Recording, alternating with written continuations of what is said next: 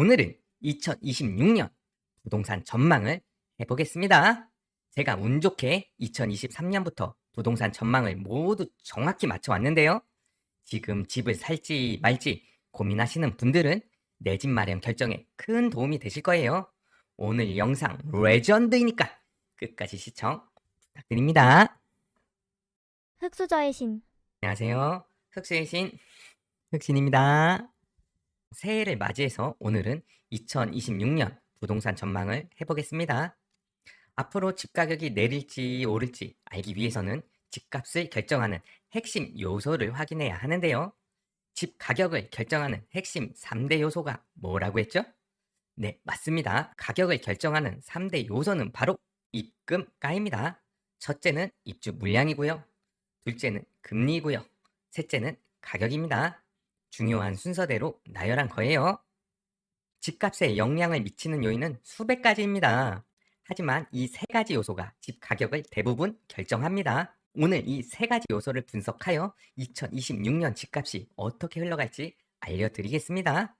그럼 우선 집값을 결정하는 가장 중요한 요소인 입주 물량부터 확인해 보겠습니다. 이 그래프는 전국 입주량을 보여줍니다. 2026년부터 입주량이 확 줄죠? 왜 이렇게 26년부터는 입주량이 줄까요? 그건 2022년에 미국이 급격히 금리를 올리면서 수도권뿐만 아니라 전국 부동산 가격이 폭락했기 때문입니다. 이때는 우리나라뿐만 아니라 전 세계 주식과 부동산들이 대폭락을 했던 때입니다. 아파트를 분양하고 3년이 걸리니까요. 2022년 하반기부터 전국적으로 가격이 떨어졌으니까요. 2023년부터는 분양이 줄었던 겁니다. 2023년, 2024년, 2025년 3년 동안 분양을 많이 못했어요. 그럼 3년 뒤인 2026년, 2027년, 2028년 입주 물량이 줄어듭니다. 그런데 지금은 중대재해처벌법과 산업안전보건법, 각종 건설 규제, 환경 규제, 노란 봉투법 등으로 공사 기간이 늘어나고 있어요. 아파트 짓다가 사람 죽으면 공사 현장을 올스톱 시키잖아요. 당연히 사람 목숨이 가장 소중하죠. 그런데 공사 현장의 사망률을 줄이려면 안전교육도 더 시켜야 하고요. 각종 안전장비도 더 구비해야 하고요. 안전장치들도 설치해야 합니다.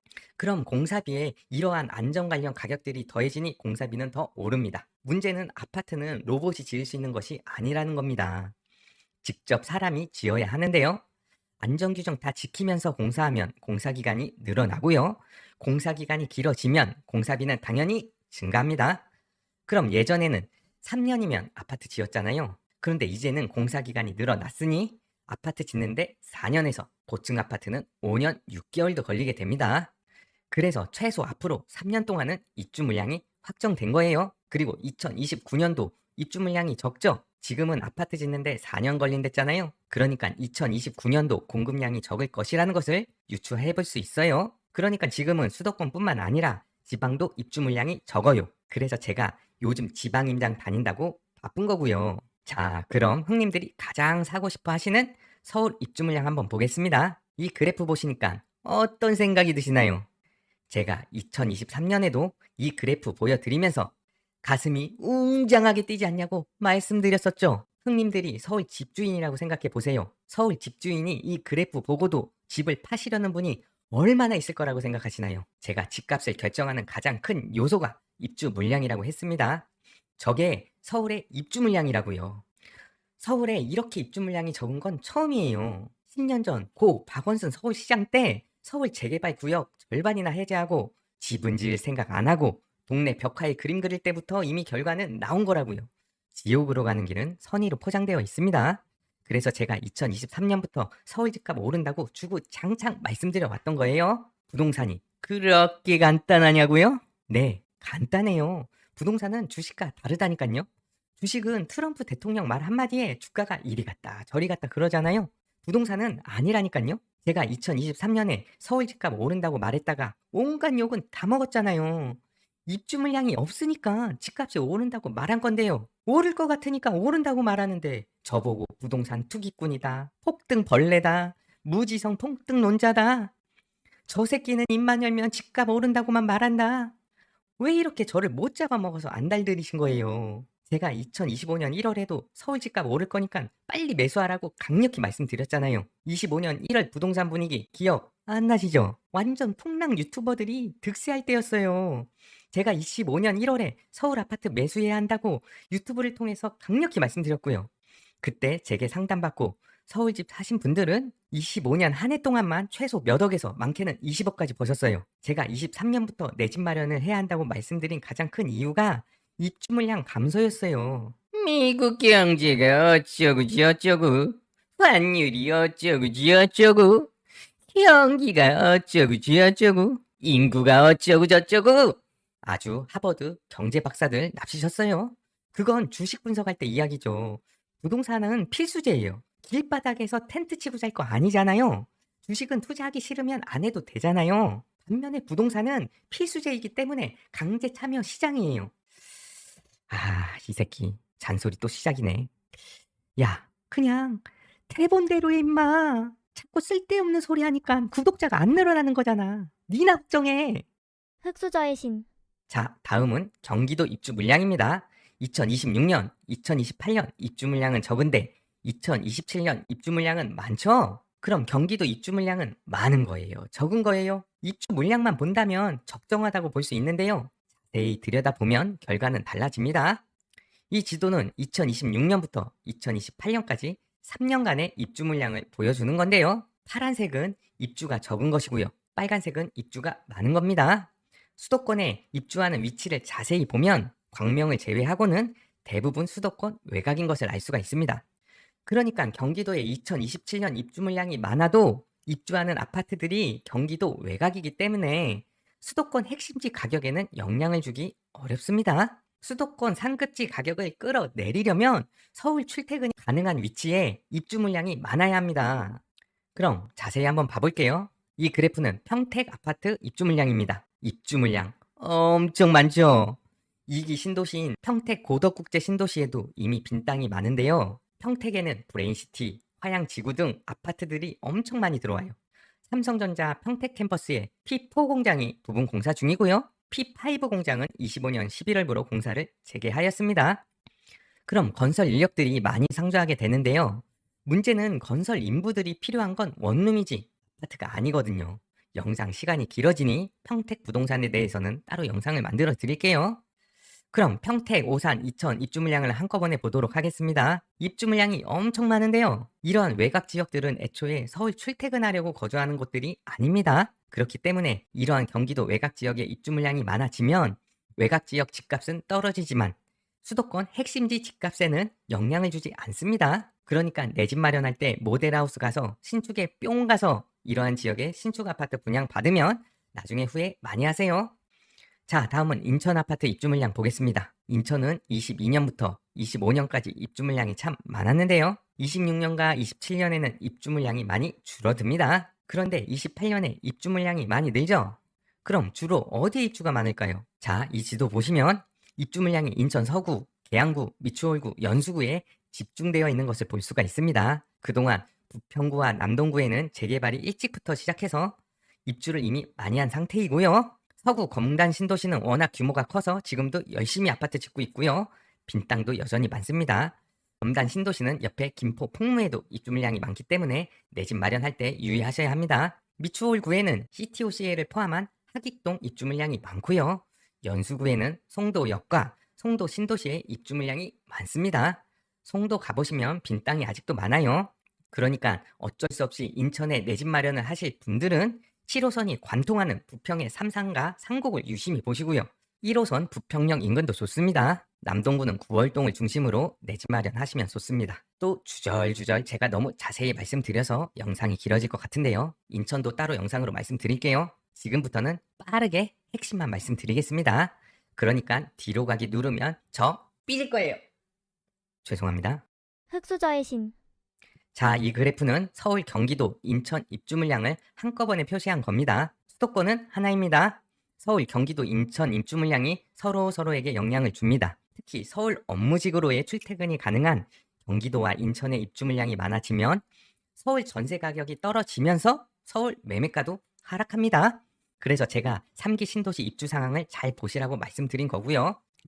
그래프 보시면 입주 물량이 적죠? 그나마 평택 같은 경기도 외곽에 입주 물량이 많아서 이 정도인 겁니다. 그러니까 집값을 결정하는 가장 중요한 요소인 입주 물량은 적은 겁니다. 입주 물량만 본다면 수도권 집값은 앞으로도 오래 상승합니다. 지방으로 갈수록 입주 물량이 집값에 영향을 크게 줍니다. 그래서 제가 울산, 대구, 부산을 유심히 보시라고 말씀드렸고요. 지방 입주 물량은 제가 이번 달에 지방 분석해드린 영상이 있거든요. 그 영상 보시면 입주 물량 자세히 설명드렸으니 그 영상을 참고해 주시기 바랍니다. 부산 분들 넋 놓고 있다가 서울 분들한테 본진 털리십니다. 부산 분들이 갭 투자의 신들입니다. 그 능력 다시 발휘할 때가 되었습니다. 흑수저의 신. 자, 다음은 미분양 수치 한번 보겠습니다. 전국 미분양 물량이 69,000호입니다. 상당히 미분양 수치가 높은 건데요. 2023년 미분양 수치에서 좀처럼 미분양이 낮아지지 않고 있는데요. 준공후 미분양 물량이 28,000호로 준공후 미분양 비율이 무려 41%나 됩니다. 이 정도 미분양 수치면 집값이 오르기 힘든 수치거든요. 그럼 지역별로 자세히 보겠습니다. 서울 미분양은 적으니까 서울은 패스하고요. 인천 미분양 현황 보겠습니다. 인천 전체 합쳐서 미분양이 1,900호 정도 되는데요. 2024년부터 미분양 수치가 줄어들고 있습니다. 준공후 미분양도 줄고 있기 때문에 인천 집값 상승을 예측해 볼 수 있습니다. 경기도도 한번 보겠습니다. 2022년 3월 미국이 금리를 인상하면서 미분양 수치가 높아지는 것을 알 수가 있습니다. 2022년부터 하락하던 경기도 집값이 1년 만인 23년에 하락이 멈추고 서서히 가격이 오르고 있는데요. 미분양 수치는 오히려 상승한 모습입니다. 풍락론자들이 미분양 수치 높다고 하면서 집값이 빠질 거라고 말하는 근거이기도 한데요. 형님들 그거 아니에요. 경기도는 보통 미분양이 2만 세대가 넘어가면서 하락장이 옵니다. 아직 2만 세대가 되려면 멀었고요. 좀 전에 경기도 입주 물량도 자세히 보니까 경기 외곽에 입주 물량이 집중되어 있었잖아요. 미분양도 마찬가지입니다. 과천, 분당은 물론이고요. 꽝수구평은 미분양이 아예 없어요. 미분양은 평택, 이천, 연천, 동두천, 안성, 양평, 가평 같은 외곽 지역에 주로 있어요. 그러니까 지금은 차별화 장세입니다. 수도권과 지방이 차별화되고 있고요. 경기도도 중심지와 경기도 외곽지 간의 차별화가 벌어지고 있습니다. 지방도 광역시와 중소도시가 차별화가 일어나고 있고요. 광역시 안에서도 핵심지와 광역시 변두리 간의 차별화가 발생하고 있습니다. 그러니까 수도권이던 광역시건 신축 아파트에 뿅 가서 외곽에 홀라당 신축 아파트 분양 받으시면 망하는 겁니다. 내가 부동산을 잘 모른다? 그럼 아예 신축 아파트 분양을 받지 마세요. 구축은 시장이 오랫동안 평가한 가격이라 거품이 낄 확률이 적어요. 하지만 신축 아파트 가격은 아직 입주를 안 해서 실거주 편의성이 좋을지 안 좋을지 모르기 때문에 거품이 껴있을 확률이 높아요. 광명, 구평 분양가가 16억이라니까 엄청 비싸다고 그거 분양받으면 투기라고 하시는데요. 아니 형님들, 광명은 서울이에요. 서울보다 더 서울이에요. 철산 근처 구평 신축 아파트를 16억에 분양받는 건 투자인 것이고요. 경기도 외곽에 구평 신축 아파트를 5억에 분양받는 건 투기인 거예요. 비싸다고 투기이고 싸다고 투자가 아닌 거라고요. 중요한 건 가치 대비해서 가격이 저평가인 걸 아는 거예요. 본인이 부동산 입지와 가치를 볼 줄 모르면 아예 분양받지를 마세요. 아니면 저 같은 부동산 전문가에게 내 집 마련 상담 받으세요. 흑신의 간단 상담이 단돈 20만 원인데요. 상담비 10만 원당 최소 1억의 가치가 있다고 보시면 되세요. 23년부터 제게 상담받고 10억도 넘게 버신 분이 수백 명이에요.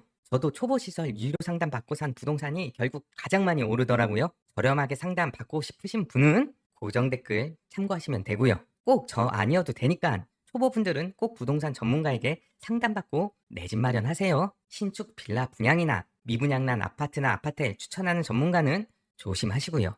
뭔 말인지 아시죠? 와, 은근슬쩍 상담 광고 끼워 넣는 거 너무 자연스러운데 광고 티 하나도 안 나고 지렸다 정말. 흑수저의 신.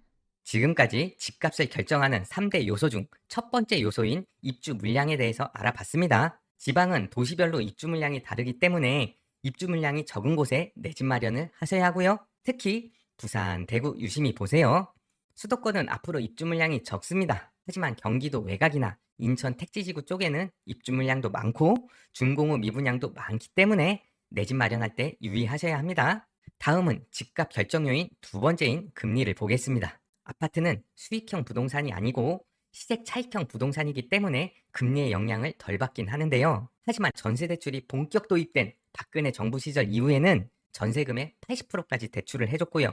집을 매수할 때는 주택담보대출을 까다롭게 받지만 전세대출 받을 때는 비교적 손쉽게 대출을 받을 수 있었습니다. 그래서 전세금에 전세대출이 많이 들어가게 되었고, 이는 곧 전세가 금융상품이 되어버린 결과를 낳았습니다.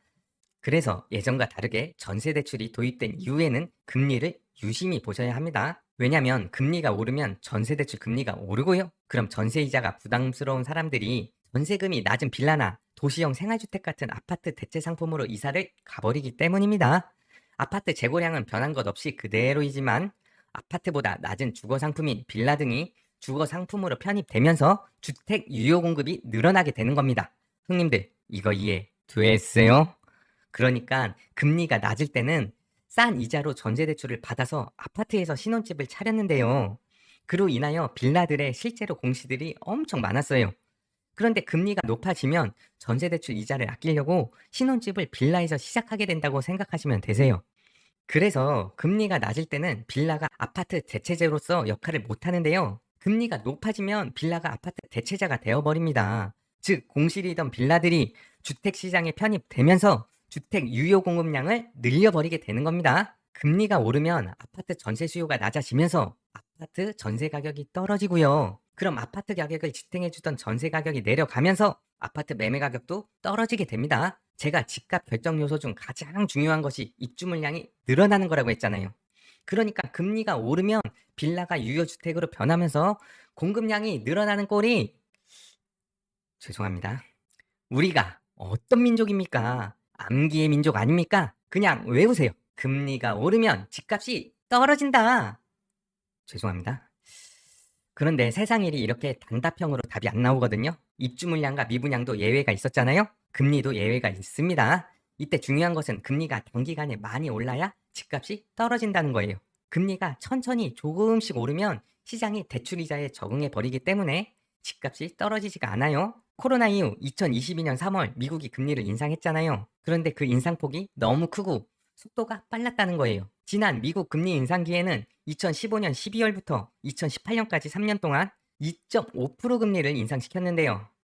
이번 미국 금리 인상기에는 2022년 3월부터 1년 4개월 만에 5.5% 금리를 인상시켰습니다. 그러니까 인상기간은 2분의 1인데 인상폭은 2배가 넘었습니다. 그럼 지난 금리 인상 시기와 비교하면 2022년 금리 인상은 5배 정도 빠른 속도로 금리를 올린 거예요. 그래서 2016년부터 2018년까지 미국이 3년 동안 2.5% 금리를 올리는 동안에는 한국 집값은 오히려 올랐어요. 완만히 상승하는 금리를 시장이 적응한 것이고요. 그동안 누적되었던 공급 부족으로 인한 입주 물량 감소가 집값에 영향을 더 크게 준 거죠. 하지만 2022년부터 2023년까지 미국이 1년 4개월 동안 5.5% 금리를 급하게 올렸고 시장이 적응을 할 수 없는 속도였고요. 한국 집값은 버티지 못하고 폭락한 거죠. 사실 2022년처럼 미국이 급속도로 금리를 올리는 경우는 드뭅니다. 하지만 이런 블랙스완은 또 발생할 수 있으니까요. 그래서 감당 가능한 대출을 받아서 투자를 하셔야 해요. 금리는 하루아침에 올랐다 내렸다 할 수 없잖아요. 그래서 금리를 보실 때는 방향성을 보셔야 해요. 금리가 오르는 구간이냐 아니면 내리는 구간이냐, 이걸 보셔야 해요. 미국은 24년 9월부터 금리를 다시 인하하고 있고요. 우리나라는 당연히 미국 금리를 추종해야만 하니까요. 우리나라도 미국을 따라 바로 금리를 내리기 시작했습니다. 그렇게 이제 1년 5개월째 금리가 내려가고 있는 상황입니다. 그럼 우리가 유심히 볼 것은 금리가 언제 다시 인상될 것이냐잖아요. 그런데 금리 예측은 사실 미연준 의장도 못하고요. 트럼프도 못하고요. 그래서 금리 예측을 정확히 하는 건 불가능한데요. 그래도 방향성은 어느 정도 예측해 볼 수 있어요. 현재 금리 내린 지 1년 4개월밖에 안 되었고요. 보통은 금리가 하락한 다음에 바로 금리를 인상시키지 않고요. 낮아진 금리가 몇 년 동안 유지가 되는 경향이 있습니다.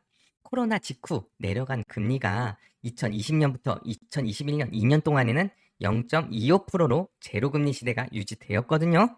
그러니까 금리를 인하하는 시기에다가 저금리로 그대로 유지하는 기간까지 합치면 금리가 인하하기 시작해서 최소 3년간은 금리가 상승하기 어렵습니다.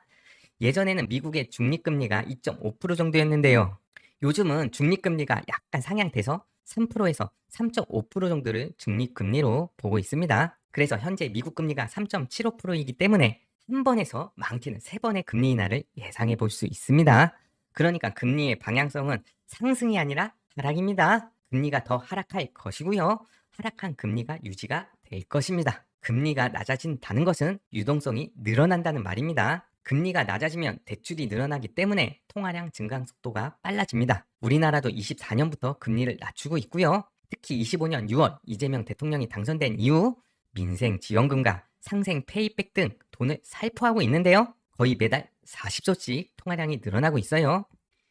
이렇게 늘어난 통화량은 주식시장을 거쳐 결국 부동산으로 들어오게 됩니다. 제가 그동안 영상에서 자주 말씀드리는 것이 깔때기 법칙이었잖아요. 저평가된 아파트를 사놓고 기다리다 보면 늘어난 통화량들이 주식, 코인, 금, 원자재, 달러, 엔화, 적금, 예금 등등 지들끼리 아주 난리 부르주추다가 결국 부동산으로 오게 된다고요. 그래서 우리나라에서 부동산은 깔때기라고 했잖아요. 얼마 전 나온 기사인데요. 집 살 때 대출 안 해주니까 주식 팔아서 서울 아파트로만 1.6조가 이동했어요. 서울이 아닌 다른 지역까지 하면 더 많은 돈들이 주식에서 부동산으로 이동한 것이죠. 주식 투자를 오해하는 거죠? 네, 집 사려고 하는 거죠. 상급지 이동하려고 돈 보태려고 하는 거예요. 그게 대한민국이고요. 이러한 팔대기를 잘 읽으셔야 해요. 내가 주식 잘하면 애초에 힘든 부동산 투자를 할 필요도 없죠. 하지만 내가 주식 실력이 상위 10% 안에 못 든다면 내 집부터 사세요. 그러니까 주식으로 돈 불려서 집 살 생각하지 마시고요. 내가 살 수 있는 가장 좋은 집부터 일단 사신 다음에 저축하는 돈으로 주식하세요. 주식만 가격이 오르는 게 아니에요. 일반적으로 주식 가격이 오르면 시차를 두고 부동산도 따라서 오르는데요. 부동산은 한 번 오르면 꾸준히 장기간 오르거든요. 하지만 주식은 집값이 꾸준히 오르는 사이에도 주식 가격이 올랐다 내렸다를 반복해요. 집값이 오르는 걸 보면서 주식을 손절치는 순간 주가는 오르잖아요. 남들은 주식해서 다 돈 버는데 왜 내 주식만 마이너스예요? 그건 주식 오른 사람들만 봐서 그래요. 대부분은 주식 마이너스예요. 애초에 국장에서 너도 나도 수익이 잘 났으면 국가가 국장 매도할 때 양도세 매겨버린다고요. 어차피 개미들은 국장에서 털리니까 양도세를 매길 필요도 없으니까 국장 투자에는 양도세가 없는 거잖아요. 국장도 오르고 국장에서 돈 버는 사람들도 많죠. 그런데 내가 국장에서 돈 버는 사람이 될 수 있냐 이 말이에요. 코스피 투자에서 가격이 오르면 사람들은 두 가지 선택을 해요. 첫 번째는 코스피를 매도하고 미국 주식을 사는 것이고요. 두 번째는 코스피를 매도하고 집을 사는 것이고요. 안 그래도 우리나라가 통화량이 급증하고 있어서 환율이 오르고 있는데요. 사람들이 코스피에서 돈 빼서 미국 주식까지 사니까 달러가 부족해져서 환율은 더 오르고요. 그래서 이번에 정부가 미장 매도하고 국장 사면 미장 양도세를 비과세 준다는 거잖아요. 국장 투자자들이 그동안 하도 국장에서 뒤통수를 많이 맞아서요. 국장을 잘 안 믿어요.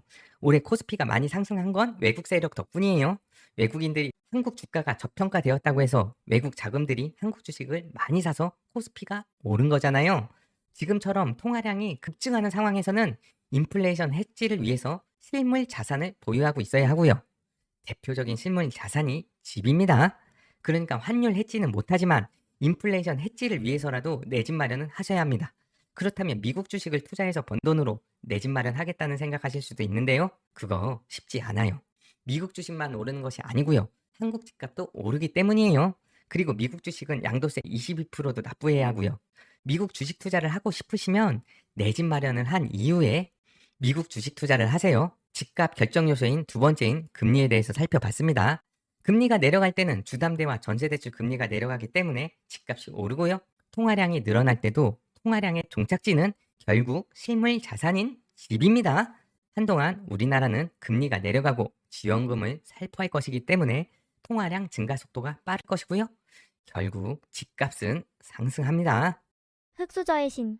집값 결정 요소의 마지막 세 번째는 가격입니다. 입주 물량과 금리가 집 가격을 결정하는 핵심 요인이라면 가격은 그 결과입니다. 그런데 결과인 가격을 직접 살펴봐야 하는 이유는 가격 그 자체가 중요한 의미를 가지기 때문입니다. 입주 물량과 금리를 분석하면 앞으로 집값이 상승할 것인지 하락할 것인지 유추해 볼 수 있는데요. 가격이 얼만큼 변할지는 알기 어렵기 때문입니다. 그래서 가격 그 자체의 추이를 보면 현재 집값이 고평가인지 저평가인지를 알 수가 있습니다.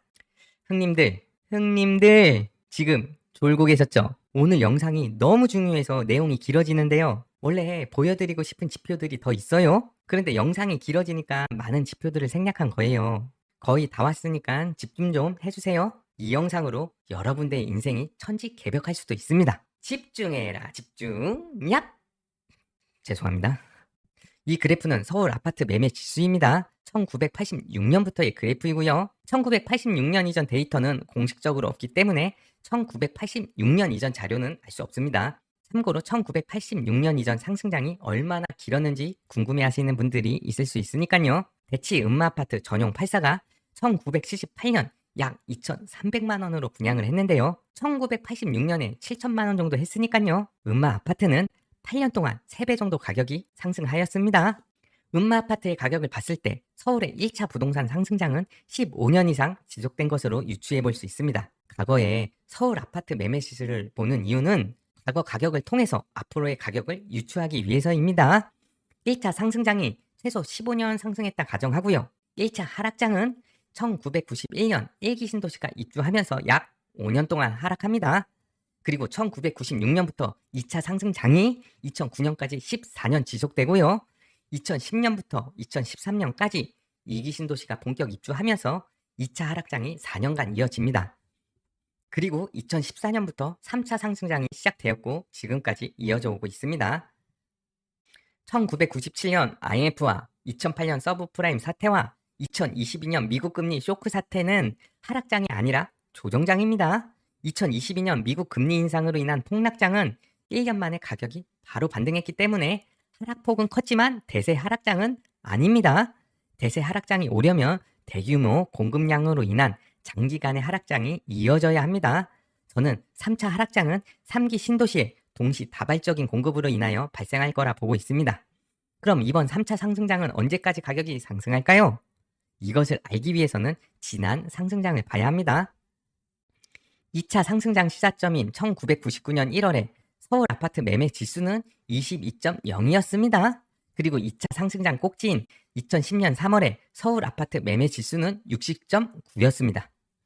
그럼 14년 동안 2.8배 정도 가격이 상승하였습니다.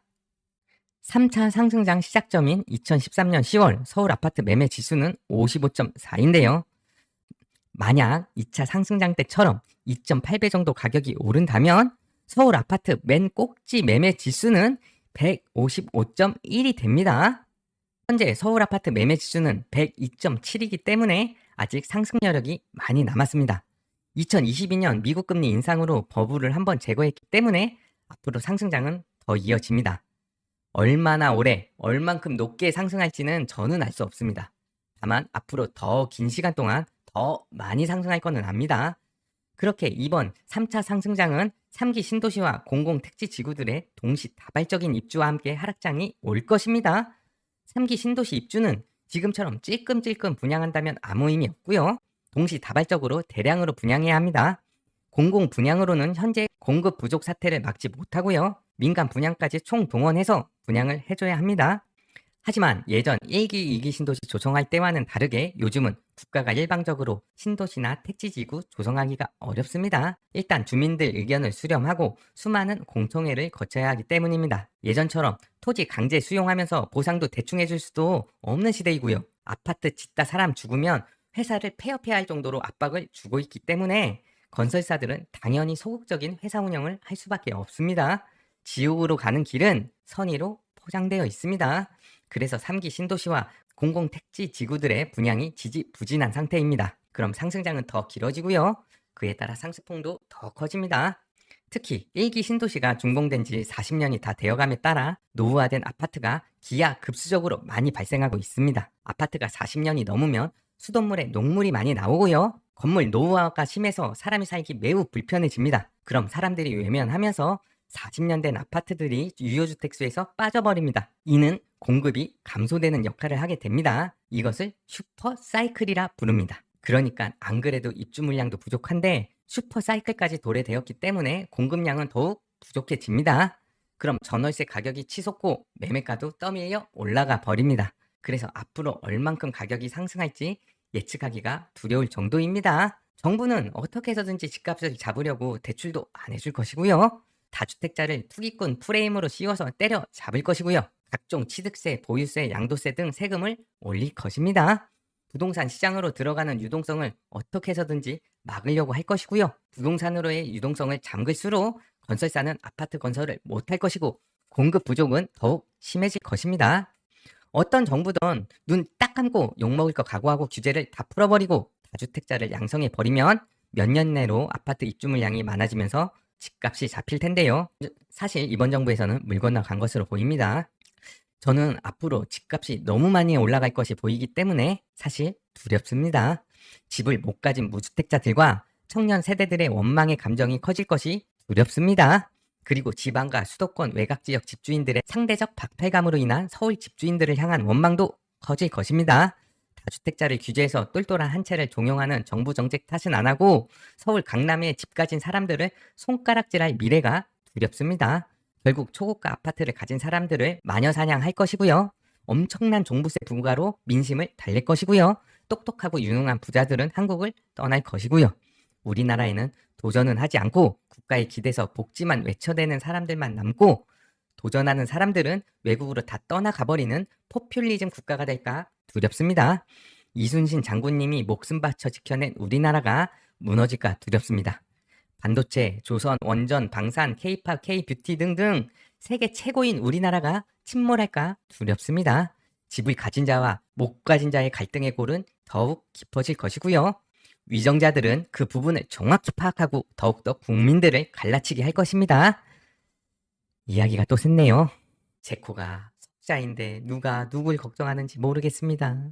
구독자 1만 딸이 주제 제가 주제 넘게 말씀드려 죄송하고요. 저는 하던 대로 주제 파악하고 개그 연구나 열심히 하겠습니다. 흑수저의 신. 집값의 결정 요소 세 번째인 가격 보고 있었습니다. 왼쪽 그래프는 서울 매매 가격 지수인데요. 서울은 현재 22년 전고점을 이미 도달했습니다. 똘똘한 한 채 현상으로 서울이 독주를 하고 있는 상황입니다. 서울 전체 평균이 전고점을 도달했다는 말은 서울의 상급지 신축 아파트들은 전고점을 한참 넘겼다는 말입니다. 그럼 서울 아파트가 전고점을 넘겼으니 고평가가 된 것인가요? 제가 좀 전에 말씀드렸죠. 지난 대세 상승장에서는 상승장 시작 가격에서 2.8배가 올랐다고요. 그럼 서울도 아직 갈 길이 먼 겁니다. 오른쪽 그래프 보시면 경기도 매매 가격 지수인데요. 시세가 심정지 되어 보이죠? 경기도에서도 꽝수구평은 가격이 날아갔는데 왜 경기도 전체로 오면 매매 지수가 그대로일까요? 그건 경기도도 수요 없는 것들은 지금도 가격이 떨어지는 것들이 있기 때문입니다. 내 주식만 가격이 안 오르는 게 아니고요. 내 집도 가격이 안 오르는 겁니다. 그러니까 내 집 가격은 떨어지는데 꽝수구평 가격이 오른다는 말을 들으면 남의 나라 이야기처럼 들리는 거예요. 현재는 서울과 서울 인접 지역들만 가격이 오르고 있어요. 하지만 대세 상승장에서는 계집도 다 오르게 되어 있습니다. 이 그래프 보세요. 지난 대세 상승장에서 경기도와 인천 상승 보세요. 기울기 어마어마하죠? 2013년부터 경기도와 인천의 집값이 찔끔찔끔 오르다가 2019년 10월부터 외곽 지역들까지 폭등장에 동참하기 시작했습니다. 그렇게 외곽지들은 2년 화려하게 불태우고 2022년 미국 금리 쇼크 먹고 폭락해 버립니다. 예전에는 서울과 경기도, 인천의 가격 상승률이 지금처럼 많이 차이가 안 났어요. 오히려 이번 2013년부터의 부동산 사이클 시작은 서울이 먼저가 아니었어요. 오히려 경기도, 인천의 수도권, 외곽지부터 가격이 반등하기 시작했어요. 완전한 실거주장이었기 때문이에요. 전월세 사는 비용보다 대출받아서 매수해서 실거주하는 것이 주거비가 더 적게 들었거든요. 그래서 시장은 가만히 냅두면 알아서 소비자들이 본인에게 유리한 행동을 해요. 전월세 비용보다 집 매수하는 거주 비용이 낮으면 사람들은 집을 사는 거라고요. 지금처럼 국가가 부동산을 단돌이 치면 시장이 오히려 망가져요. 다주택자 규제를 안 했으면 지금처럼 서울만 오르고 경기도, 인천, 지방이 안 오르는 사태가 벌어지지 않았다고요. 그래프 보세요. 경기도와 인천 매매 가격 지수가 심정지잖아요. 그러니까 서울 가격은 전고점 돌파해서 점점 부담스러워지는 가격이 되는 것이 맞는데요. 경기도와 인천 가격은 상승하려면 한참 남았습니다. 서울만 오르고 경기도와 인천은 안 오르고 그러지 않아요. 부동산은 다 같이 오르고 다 같이 떨어져요. 누가 먼저 오르냐의 문제죠. 다음 하락장은 무엇 때문에 온다고 했죠? 네, 3기 신도시의 동시다발적인 공급량으로 하락장이 온다고 했습니다. 그런데 하락장이 오기 직전이 공급량이 가장 부족하기 때문에 집값이 폭등할 확률이 높습니다. 가장 조심해야 하는 지역은 3기 신도시 인접 지역입니다. 전월세 부족으로 앞으로 개나 소나 막 가격이 다 오를 텐데요. 3기 신도시 입주 시작하면 그 인접 지역들 가격이 제일 먼저 하락할 것입니다. 3기 신도시들은 2기 신도시들과 다릅니다. 흑신존 지도 보시면 빨간 별폭탄 모양들이 3기 신도시와 공공택지지구 위치입니다. 3기 신도시들은 서울과 인접해 있기 때문에 공급량 파워가 상당할 거라고 보고 있습니다. 분양 자체를 지금 잘 못하니까 집값에 영향을 못 주는 것이지, 만약 동시다발적으로 분양해버리면 수도권 집값을 하락시킵니다. 그때 가장 크게 하락하는 곳은 3기 신도시와 공공택지지구 근처 지역들입니다. 특히 2기 신도시분들은 조심하셔야 합니다. 1기 신도시는 서울과 가깝게 위치해 있지만 2기 신도시들은 서울과 멉니다. 그런데 3기 신도시가 2기 신도시보다 가깝게 위치해 있기 때문에 2기 신도시분들은 3기 신도시 조성 상황을 유심히 보셔야 합니다. 가급적 흑신존 안에 내 집 마련하시고요. 흑신존 밖에 집이 있으신 분들은 어서 빨리 3기 신도시 입주 전에 흑신존 안으로 내 집을 옮겨 놓으시기 바랍니다. 어떤 지역을 사야 할지 모르시겠으면 흑신 급지표에서 가급적 6급지 안쪽으로 매수하시는 것을 추천드립니다. 6급지까지 지역들이 너무 광범위해서 잘 모르시겠으면 오른쪽 흑신의 수도권 핵심 급지표를 참고하시면 됩니다. 최소한 기영, 동부산, 다구미까지는 집을 옮겨 놓으시면 좋습니다. 지금 내가 돈이 없어서 6급지 매수를 못해도 괜찮습니다. 지금 내가 살 수 있는 가장 좋은 아파트를 사놓으시면 됩니다. 저희 같은 흑수저 출신들은 어차피 처음부터 좋은 집 못 삽니다. 차근차근 스텝 바이 스텝으로 상급지로 이동하시면 됩니다. 저도 처음에는 경기 외곽 아파트부터 매수했어요. 그렇게 원룸에서 신혼생활 하면서 아낀 주거비로 서울 집들을 늘려나갔습니다. 돈 모아서 한 방에 상급지 못 갑니다. 상급지들이 내가 돈 모을 때까지 가만히 기다려주지 않습니다. 그러니까 지금 내가 살 수 있는 가장 좋은 아파트를 매수하시면 됩니다. 대신에 부동산 공부를 많이 하셔야 해요. 내가 서울 신축 아파트 살 돈이 있다? 그럼 부동산 공부 안 하셔도 돼요. 급지의 힘을 믿고 서울 신축 아파트는 대충 사도 가격 잘 오릅니다. 문제는 하급지들입니다. 하급지에서는 사도 되는 아파트가 있고 사면 안 되는 아파트가 있습니다. 이걸 초보분들은 구분하기 어렵습니다. 그래서 돈이 없을수록 전문가에게 상담을 받아야 하는데요. 제게 상담 신청하시는 분들 보면 오히려 돈 많으신 분들이 상담 신청을 더 많이 하세요. 우리 흑수저 출신 분들이 상담 신청을 많이 하셔야 하는데요. 제가 금수저 분들 상담을 오히려 많이 하는 게 아이러니한데요. 이거 시간이 지나도 똑같을 거예요. 그래서 금수저 분들이 다이아 수저 되고 그러는 것 같아요. 그러니까 돈은 없는 분들일수록 저 아니어도 되니까 꼭 상담 받고 내 집 마련하세요. 상담비 몇십만 원 아끼려다가 몇 억을 날리는 수가 있습니다. 다행히도 저렴하게 부동산 상담해주는 전문가가 있죠. 그게 누군지는 절대 알려드릴 수 없고요. 비밀로 하겠습니다. 등잔 밑이 어두운 법입니다. 흑수저의 신. 오늘 영상 너무 길어서 죄송합니다. 빠르게 정리해 보겠습니다. 2026년 집값을 결정하는 핵심 요소 3가지는 입금가입니다. 첫째 입주 물량, 둘째 금리, 셋째 가격입니다. 사업할 때도 매출액이 중요한 게 아니라 내 통장에 실제로 입금되는 입금가가 중요하잖아요. 그러니까 집값에 영향을 주는 수백 개의 요소들은 소음입니다. 진짜로 집값을 결정하는 건 입금가 3가지 요소입니다. 그중 가장 중요한 것은 입주 물량이고요. 현재 수도권뿐만 아니라 지방도 입주 물량이 부족합니다. 입주 물량이 부족하면 집값은 상승합니다. 그리고 금리도 하향 추세입니다. 금리가 상승 반전하려면 아직 시간이 많이 남았습니다. 금리가 내려가면 집값은 상승합니다. 마지막으로 가격 상승폭은 아직 많이 남아 있습니다. 특히 서울을 제외한 경기, 인천과 광역시들은 가격 상승할 여력이 많이 남아 있습니다. 2023년부터 3년 동안 집값이 너무 많이 오른 것 같죠? 그건 서울만 쳐다보셔서 그렇습니다. 서울 안에서도 가격이 많이 못 오른 아파트도 여전히 많습니다. 이미 너무 많이 집값이 상승한 것 같지만 대세 상승장은 아직 오지도 않은 겁니다. 입금가 요소를 종합해서 분석해 봤을 때 2026년 우리나라 집값은 상승합니다. 수도권은 물론 지방의 집값도 상승합니다. 그러니까 너무 많이 오른 집값을 추격 매수해도 되나? 라고 고민하시는 분들이 많으실 텐데요. 지금이더라도 매수하셔야 합니다. 날씨가 따뜻해지고 봄이 다시 오면 집값은 다시 출발합니다. 가급적 집을 살 때는 내가 살 수 있는 가장 좋은 집을 매수해야 가격 상승이 잘 되는데요. 너무 꼭지 잡는 것 같아서 걱정되시는 분은 아직 덜 오른 거 사세요. 언제나 저평가된 아파트들은 있습니다. 제가 요즘 매주 지방임장을 다니고 있는데요. 저번 주에는 부산의 깡통시장 가서 삼성 이재용 회장님이 먹었던 집 맛집이란 곳을 갔어요. 유부 보따리와 비빔당면을 먹었는데요. 제 입맛에는 그저 그렇더라고요. 깡통시장은 휴일 없이 야장이 열리니까요. 부산 임장 가시면 임장 끝나고 깡통시장 꼭 들려보세요. 2026년은 병오년 붉은 말의 해라고 합니다. 붉은 말은 정체된 흐름을 깨고 앞으로 나아가려는 에너지가 강하다고 합니다. 형님들도 2026년에는 정체된 흐름을 깨고 앞으로 쭉쭉 나아가시는 한 해가 되시길 기원하겠습니다. 오늘 영상이 너무 길어서 정말 죄송하고요. 영상 길면 조회수 안 나오던데요. 안 그래도 조회수 안 나오는데 이번 영상은 폭망인 것 같습니다. 짧게 편집을 하려고 했는데 내용들이 너무 좋아서 몇 명 안 보실 것 같지만 이왕 영상 열심히 찍은 거 길게 업로드 했으니 이해 부탁드립니다. 구독과 좋아요, 댓글은 제게 큰 힘이 됩니다. 새해를 맞아 형님들께 큰절 한번 올리겠습니다. 형님들 새해 복 많이 받으세요. 안녕. 다음에 봐요. 화이팅! 얼씨구 시구 들어간다. 절씨구 시구 시구 들어간다.